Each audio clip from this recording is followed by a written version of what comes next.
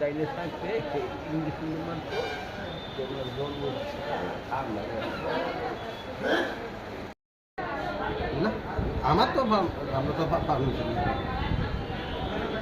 Actually আমার আমার জেঠু মশাই ভর্তি করছি শনিবার দিন শরীর ভর্তি করার পরে নতুন তার জ্বর ছিল আর কাশি হতো তো তাই ভর্তি করছি ওদিকে কি শুরু হয়েছে আমি আইসি করে দেখতেছি এখানে যে অক্সিজেনের সিস্টেমটা আছে অক্সিজেন যে ডাক্তার দিতেছে পেশেন্টের ওইটা আনহাইজেনিক আমি ওদিকে প্রসেস করছি তারপরে তার চুপ হয়েছে আজ তো সেম একজন রোগী স্ট্রোক করছে তারে অক্সিজেন দিয়ে রাখছে ইভেন অক্সিজেন যাইতেছি না আমি বলতেছি ভাই এটা অক্সিজেন নাই তারপর গিয়ে অক্সিজেন লাগাচ্ছে এই প্রটেস্ট করার পর আমার পেশেন্ট ভালো চলতেছে আমার পেশেন্ট রেফার করেছে জিবি তো আমার যোগান করতে সুবিধা এখানে আইতে তো আমি এই লিগে আপনার জানাইছি ব্যাপারটা যে আমি কি করলাম আমি তারা সবার ভালো লেগে যে অক্সিজেন যে দেওয়া হয় এটা হাইজেনিক থাকতে হবে ক্লিয়ার থাকতে পরিষ্কার থাকতে হবে এটা পরিষ্কার না থাকে যে অক্সিজেন আমি নিতেছি বাসন লেগে সেই অক্সিজেন নিয়ে মানুষ মারা দেবে।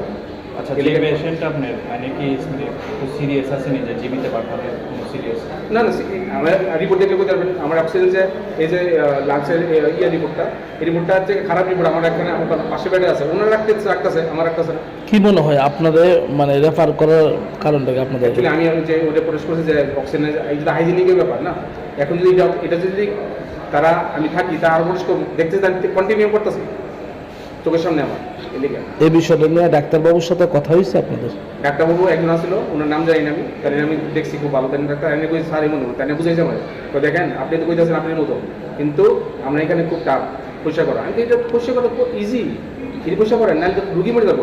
এই সমস্যাটা কি আপনার পেশেন্টের লোকে না না আমার তো কোনো আমার তো সমস্যা নাই সমস্যা হলে অন্যরা দিতেছে আমার কোনো রুগীর অক্সিজেন লাগতেছেই না অন্যরা যাতে ভালো অক্সিজেন পাই এদিকে আমি প্রোটেস্ট করছি। কোনখান থেকে আইসেন আপনি রুগী নিয়ে?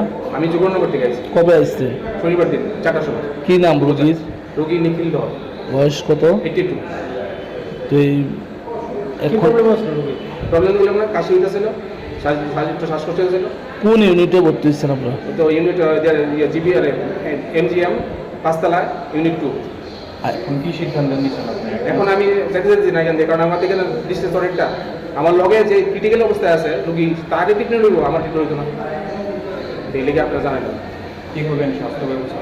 হ্যাঁ ত্রিপুরার স্বাস্থ্য ব্যবস্থা নিয়ে বা IGM এর না স্বাস্থ্য ব্যবস্থা আমি জানি খুব ভালো কিন্তু এখন আমার ট্রিটমেন্টও ভালো হইতেছে কিন্তু আমি ওই প্রটেস্ট করছি অক্সিজেনের লেগে অক্সিজেন যে দিয়েছে অক্সিজেন একটু দেখতে পারেন গিয়া আমার যে ভিডিও আছে অক্সিজেনের যে অবস্থা বেহাল অবস্থা অক্সিজেনের যে ফিল্টারেশন আমি যে হিউম্যান ফিল্টার বোতল থাকে একটা যে জল থাকে ওই জলটাই নোংরা তো জলটা যখন নোংরা থাকবো তখন জল সহিত নাকে যাবো কই যাবো লাংসে যাবো তো এটা তো আপনি এফেক্ট হইব এই লিগে আমি অপারেশন করছি। সেই বিষয়টা নিয়ে আমি এখানে যে হসপিটালের সুপার আছে ওনার সাথে কথাবার্তা হয়েছে? না আমার কাছে আমি লিখিত দিতাম আমি তো লিখিত দিতাম না উনি আমার ডাকলে আমি ফিজিক্যালি টানে করবো এই সলিউশন দেবো যে অক্সিজেনটা কি অবশ্যই করা রাখা যায় কীভাবে মেনটেন করা যায় সেটা সলিউশন দিতাম।